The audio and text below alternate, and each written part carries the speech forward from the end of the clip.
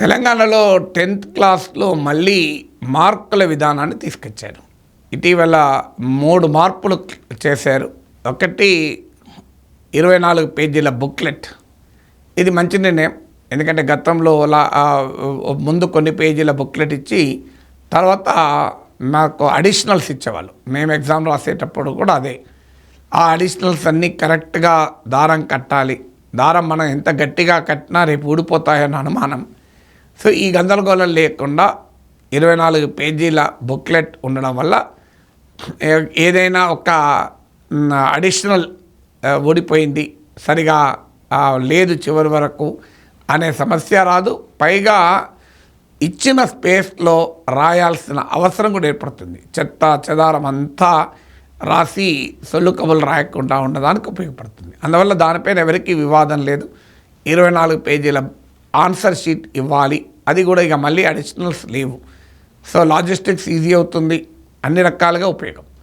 ఇక రెండవది internal assessment రద్దు. ఇప్పుడున్న సిస్టంలో 80 marks final examination, 20 marks internal assessment. దాన్నే కాంప్రిహెన్సివ్ ఎవాల్యుయేషన్ అంటారు. అంటే ఇయర్ మొత్తంలో వివిధ రూపాల్లో స్టూడెంట్ను మానిటర్ చేస్తూ ఎవాల్యుయేట్ చేస్తారు. అందులో యూనిట్ టెస్ట్ నుంచి మొదలుకొని బిహేవియర్ వరకు ఇలా కాంప్రిహెన్సివ్ అసెస్మెంట్ చేస్తారు. వాస్తవంగా ఈ అసెస్మెంట్ చాలా సైంటిఫిక్. కానీ థియరిటికల్గా ఏం ప్రాబ్లం వస్తుంది అంటే అందరికీ 20కి 18 వచ్చేస్తున్నాయి. ప్రైవేట్ స్కూళ్ళలోనైతే తక్కువ వస్తే తల్లిదండ్రులు అడుగుతారు, తమ స్కూల్ రిప్యుటేషన్ పోతుంది. అందువల్ల తామే మార్కులు వేసుకునే అవకాశమే ఆ స్కూల్కి ఉన్నప్పుడు ఏ ప్రైవేట్ స్కూల్ వాళ్ళు ఏ విద్యార్థి తక్కువ మార్కులు వేస్తారు? ఎందుకంటే ప్రైవేట్ స్కూళ్ళలో మరి విద్యార్థులు చేరితేనే వాళ్ళకి లాభాలు. అందువల్ల తక్కువ మార్కులు వేస్తే స్టూడెంట్ని తల్లిదండ్రులు తీసుకెళ్ళి ఇంకో స్కూల్లో వేసేస్తారు. అందువల్ల ఇది ఆచరణలో ప్రాక్టికల్గా ప్రైవేట్ స్కూళ్ళలో ఒక వ్యాపార సాధనమైంది. మా దగ్గర కనుక చేరితే మీకు ఇంటర్నల్ అసెస్మెంట్ ఫుల్గా ఇస్తాం. సో ఇప్పుడు దాదాపు అన్ని స్కూళ్ళలో కూడా ఫుల్గా ఇస్తున్నారు. గవర్నమెంట్ స్కూళ్ళలో కూడా అదే ప్రాబ్లం. ఎందుకంటే రిజల్ట్ తక్కువ వస్తే హెడ్ మాస్టర్లను, టీచర్లను ప్రభుత్వం తప్పుపడుతుంది, ఎంఈఓలను, డిఈఓలను తప్పుపడుతుంది. మాకెందుకు పంచాయతీ? సో అందువల్ల ఇంటర్నల్ అసెస్మెంట్ కరెక్ట్గా చేసి స్టూడెంట్కి ఉన్న కెపాసిటీని బట్టే న్యాయంగా వేస్తే ఇబ్బందులు తప్పవు. అందువల్ల అందరికీ వేసి పడేద్దామని. అందువల్ల థియరిటికల్గా ఇంటర్నల్ అసెస్మెంట్ చాలా మంచి పద్ధతి అయినప్పటికీ కూడా ఇట్స్ వెరీ సైంటిఫిక్ అప్రోచ్. ఎందుకంటే ఏడాది చివరన ఓ 3 గంటల పరీక్షలోనే ఒక విద్యార్థి ఎలా అసెస్ చేస్తావు? విద్యార్థిని ఏడాది పొడుగునా అసెస్ చేయాలి.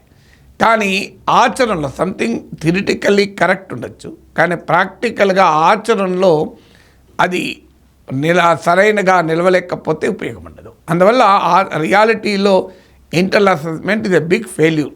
దానికి ఉదాహరణే స్టూడెంట్ల మార్కులు. మీరు గమనించండి, అత్యధిక మందికి అత్యధిక మార్కులు వస్తున్నాయి. దానివల్ల ఇక పరీక్ష ఎలా అవుతుంది, అది ఎవాల్యుయేషన్ ఎలా అవుతుంది. ఇక థర్డ్ అండ్ వెరీ ఇంపార్టెంట్ మార్పు, కొన్ని మార్పులేమో వెంటనే అమల్లోకి వస్తున్నాయి, కొన్ని నెక్స్ట్ అకాడమిక్ ఇయర్ నుంచి వస్తున్నాయి. థర్డ్ది మార్కులను సిస్టాన్ని మళ్ళీ పట్టుకొస్తున్నారు.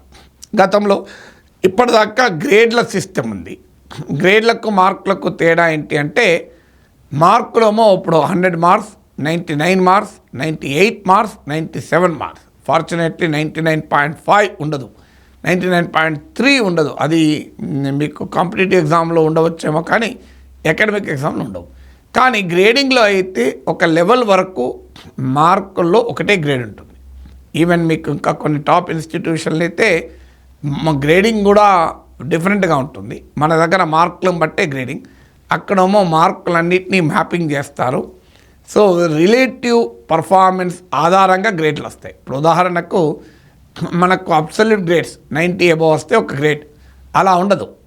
నేను Birla institute of technology sciences హైదరాబాద్లో 4 ఏళ్ళు క్లాసులు చెప్పాను. మేము ఎవాల్యుయేట్ చేసేవాళ్ళం. దాని సిస్టమ్ ఎలా ఉంటుంది అంటే రిలేటివ్ పర్ఫార్మెన్స్. ఇప్పుడు ఎవరికి 90 రాలేదనుకోండి, అందరికీ అరౌండ్ 60 వచ్చిందనుకోండి, అందరికీ అరౌండ్ 50 వస్తే 50 వచ్చినా ఏ గ్రేడ్ వస్తుంది.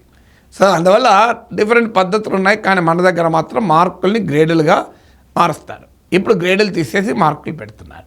వాస్తవంగా గ్రేడ్ సిస్టమే మోర్ సైంటిఫిక్. ఎందుకంటే ఇప్పుడు 99 వచ్చిన వారికి 98 వచ్చిన వారికి ఏంటి తేడా? 1% తేడా. 1% తేడా అనేది అక్యురేట్ రిఫ్లెక్షన్ అవుతుందా? ఎందుకు కాదు అంటే స్టూడెంటు అనేక ఫ్యాక్టర్స్ ఉంటాయి. మీకు ఉదాహరణకు అసలు 3 గంటల పరీక్షలోనే ఒక విద్యార్థి టాలెంట్ను పరిశీలించగలవా అనేది మొదటి ప్రశ్న. మన ఎగ్జామినేషన్ విధానము, మన ప్రశ్న అడిగే పద్ధతి నిజంగా టాలెంట్ను రిఫ్లెక్ట్ చేస్తుందా? మీకు ఒక ఉదాహరణ చెప్తాను.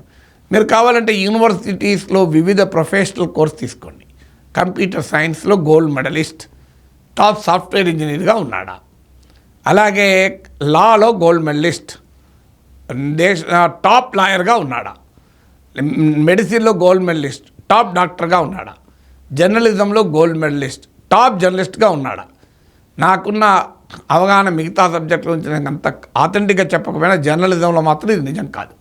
సెకండ్ క్లాస్లో పాస్ అయిన వాళ్ళు కూడా చాలామంది టాప్ జర్నలిస్ట్గా ఉన్నారు. గోల్డ్ మెడలిస్ట్గా అకాడమిక్ కోర్సుల్లో మార్కులు తెచ్చుకున్న వాళ్ళు కూడా అందరూ టాప్ జర్నలిస్ట్ కాలేకపోయారు. కొంతమంది అయితే కావచ్చు. అంటే అర్థం ఏంటి? మార్కులకు టాలెంట్కే మధ్య అంత అగాధం ఉన్న రోజుల్లో అందులో నువ్వు చాలా ప్రిసిషన్ డిఫరెంట్ 99, 98 ఏం తేడా? అందువల్ల ఈ అసెస్మెంటు అంత మైన్యూట్ లెవెల్లో మార్కుల ద్వారా అసెస్ చేయడం అనేది అన్సైంటిఫిక్. తర్వాత మన వాల్యుయేషన్ సంగతి తెలుసు. మీరు ఒక ఆన్సర్ షీట్ను 2 టీచర్లకు ఇవ్వండి, చాలా గ్యాప్ ఉంటుంది.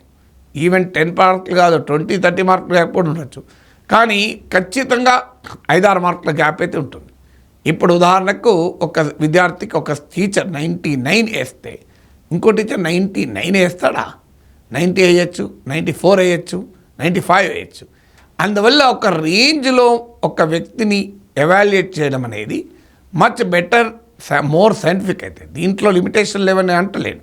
ఉదాహరణకు 90% వస్తే ఒక గ్రేడ్ అనుకుందాం, 89 వస్తే ఆ గ్రేడ్ రాదు. ఆ ఇబ్బంది కూడా ఉన్నమాట నిజం. కానీ ఎక్కడో ఒక చోట relatively grade reflects a range of performance. అంటే ఒక లెవెల్కి వచ్చిన వాళ్ళందరినీ ఒక గ్రేడ్గా భావిస్తారు. సో అందువల్ల అది మీకు వాస్తవంగా నేను ఇప్పుడు బిట్స్ హైదరాబాద్ ఎగ్జాంపుల్ చెప్పాను. అక్కడ గ్రేడ్లు ఎలా ఇస్తారంటే నీకు మార్కులు వచ్చిన అన్నీ ఒక గ్రాఫ్ పైన మ్యాపింగ్ చేస్తారు. సో ఒక క్లస్టర్స్గా ఉన్న వాళ్ళందరికీ ఒకే గ్రేడ్ ఇస్తారు. అంటే ఉదాహరణకు దగ్గరగా ఆ డాట్లు ఉన్నాయంటే వాళ్ళందరికీ ఒకే గ్రేడ్ వస్తుంది. అది ఇంకా రియల్గా మోర్ సైంటిఫిక్. కానీ ఇన్ని లక్షల మంది విద్యార్థులు ఎగ్జామ్ రాసేటప్పుడు ఆ మ్యాపింగ్ చేయడం అనేది చాలా కాంప్లికేటెడ్గా ఉన్న అంశం. బట్ అట్లీస్ట్ ఒక రేంజ్ 90 to 100 ఒక లెవెల్, 70 to 90 ఒక లెవెల్ అనడంలో కొంత మోర్ సైంటిఫిక్ ఉంటుంది తప్ప 71, 70 ఈ రెండింటి మధ్య తేడా ఉంటుంది. 70, 69 మధ్య తేడా ఉంటుంది అంటే ఇట్స్ ఎక్స్ట్రీమ్లీ డిఫికల్ట్. తర్వాత ఇక్కడ ఇంకొక కూడా మీకు పిల్లలపైన భయంకరమైన ప్రెషర్, 1 మార్క్ కొరకు కూడా భారీగా ప్రెషర్ ఉంటుంది. ఆ ప్రెషర్ నిజంగా అవసరమా? ఇప్పుడు ఎంట్రన్స్ ఎగ్జామినేషన్లోనైనా కనీసం ఫిల్టరింగ్ ఉంటుంది. ఇప్పుడు ఎందుకంటే ఎంట్రన్స్ ఎగ్జామినేషన్లో ఏమవుతుందంటే 10,000 మంది ఎగ్జామ్ రాస్తారు, ఆడే 100 సీట్లు ఉంటాయి. నీకు ఇంకో ఆల్టర్నేటివ్ లేదు. ఆ 100 మెంబర్స్కి సీట్లు ఇవ్వాలి. ఈక్వల్లీ కాంపిటెంట్ 1000 మంది ఉండొచ్చు, కానీ 100కి 100 సీట్లే ఉన్నాయి కనుక అనివార్యంగా ఈ ఫిల్టరేషన్ పద్ధతి అంటే 99 వచ్చినోడు ర్యాంక్ 1, 98 వచ్చినోడు ర్యాంక్ 2 అనివార్యం అవుతుంది. అక్కడ నిజంగా చెప్పాలంటే ర్యాంక్ 1 కన్నా ర్యాంక్ 2 తక్కువ తెలివైన వాడని కూడా ఏమీ చెప్పలేము. కానీ ఏదో ఒక మెథడ్ ఫిల్టరింగ్ ఉండాలి కనుక అది ఫిల్టరేషన్. కానీ ఇక్కడ అకాడమిక్ పరీక్షల్లో ఫిల్టరింగ్ అవసరం లేదు. 10th క్లాస్ మార్కుల ఆధారంగా ఎవరు ఎక్కడ ఉద్యోగాలు ఇస్తలేరు, ఎవరెక్కడ సీట్లు ఇస్తలేరు. అలాంటప్పుడు మరి 10th క్లాస్కు అంత అక్యురేట్గా మెజర్ చేయాల్సిన అవసరం ఉందా? అంత ప్రెషర్కు, మార్కుల ప్రెషర్కు పిల్లల్ని గురి చేయాల్సిన అవసరం ఉందా నీకు? ఎందుకంటే గ్రేడ్ అనే వరకు ఆ భయంకరమైన కాంపిటీటివ్ ప్రెషర్ అనేది పిల్లలపైన ఉండదు. ఇక పైగా మార్కులతో ఇంకో పంచాయతీ ఏంటంటే పెద్ద ఎత్తున కమర్షియల్ మార్కులు కమర్షియలైజ్ అయ్యి కమాడిఫై అవుతున్నాయి. మీరు గమనించండి, ర్యాంకులు కూడా కమాడిఫై అవుతున్నాయి ఎంట్రన్స్లో. రేపు ఏమవుతుంది, 100% 90 మందికి 99% 80 మందికి వచ్చింది మా స్కూల్లో అంటూ అడ్వర్టైజ్ చేసుకుంటారు. అందువల్ల ఈ ప్రైవేట్ ఇన్స్టిట్యూషన్ల వ్యాపారానికి కూడా మార్కులు ఉపయోగపడుతున్నాయి. అందువల్లనే మార్కుల కన్నా గ్రేడ్లు అఫ్కోర్స్ గ్రేడ్లు చెప్పరా, మా దగ్గర 100% ఏ గ్రేడ్ వచ్చిందని చెప్పచ్చు. కానీ రిలేటివ్లీ మార్కుల్ని కమాడిఫై చేసినంతగా గ్రేడ్లను కమాడిఫై చేయలేం. 100, 99, 98 అంటే వచ్చే కమాడిఫికేషన్ వేరుంటుంది. ఇంకో అందరూ ఇంతమంది ఏ గ్రేడు, ఇంతమంది బి గ్రేడు అనడంలో అవకాశం ఉంది. అందువల్ల మీరు ఏ రకంగా చూసినా grading is more scientific than marks. కానీ మరి కారణాలు ఏదైనా రాష్ట్ర ప్రభుత్వం చూస్తుంటే తెలంగాణ విద్యా కమిషన్ ఏర్పాటు చేశారు మార్పులు చేర్పులు సృష్టించడానికి. విద్యా కమిషన్ రికమెండేషన్ కూడా ఎక్కడా రాలేదు. మరి ప్రభుత్వం ఏ రకంగా నిర్ణయం తీసుకుందో తెలియదు. కానీ మార్కుల సిస్టమ్ అనేది గ్రేడింగ్ సిస్టంతో పోలిస్తే it is not a more scientific. ఇంటర్నేషనల్గా మీరు టాప్ ఇన్స్టిట్యూషన్లు తీసుకున్న సిజిపిఏ అంటారు, అంటే క్యూములేటివ్ గ్రేడింగ్ పాయింట్స్ ఎవరేజ్ అంటారు. సో సిజిపిఏ అంటే వాస్తవంగా అలా వివిధ రకాల అసెస్మెంట్లను కలిపి అది ఇంటర్నల్ అసెస్మెంట్. మన దేశంలో ఆచరణలో ఇంప్లిమెంటేషన్ ఛాలెంజెస్ ఉన్నాయి కనుక అట్లీస్ట్ గ్రేడింగ్ పద్ధతి అనేది పిల్లలపైన ప్రెషర్ తగ్గడానికి ఉపయోగపడుతుంది. మోర్ రియలిస్టిక్గా ఉంటుంది కంపేరిటివ్లీ విత్ మార్క్స్. 100% రియలిస్టిక్గా ఉంటుందని అంటలేదు, but at least reasonably more realistic, relatively more realistic than the marks.